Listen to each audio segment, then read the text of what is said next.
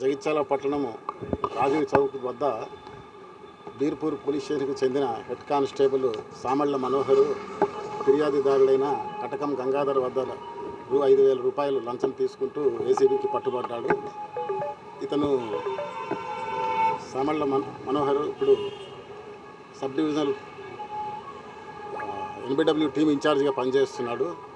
ఈ ఫిర్యాదుదారుడైన గంగాధర్ అల్లుడు బాలే తిరుపతి అతను దుబాయ్లో ఉంటున్నాడు. ఇతను దుబాయ్ వెళ్ళి 4 నెలలు అవుతుంది. ఇతను దుబాయ్ వెళ్ళక ముందు ఒక ల్యాండ్ డిస్ప్యూట్ కేసులో నేరస్తుడిగా ఉన్నాడు. అతను గైర్హాజరు కావడం వల్ల కోర్టు నుంచి ఆయనకు వారెంట్ ఇష్యూ అయింది. ఈయన వారెంట్ని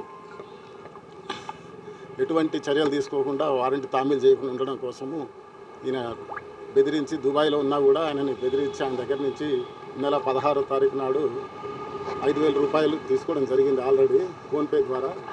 మళ్ళీ ఇంకో 5,000 ఆయన బలవంతం చేస్తూ ఉంటే మా డీజీ గారికి ఆయన మెయిల్ ద్వారా ఫిర్యాదు చేయడం జరిగింది.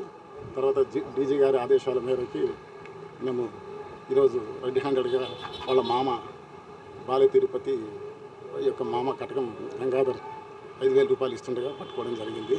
ఈయన అరెస్ట్ చేసి తీసుకెళ్తున్నాము. ఈయనని స్పెషల్ కోర్టు ఏసీబీ కోర్టు కరీంనగర్లో హాజరుపరుస్తాము. కేసు పరిశోధనలో ఉంది.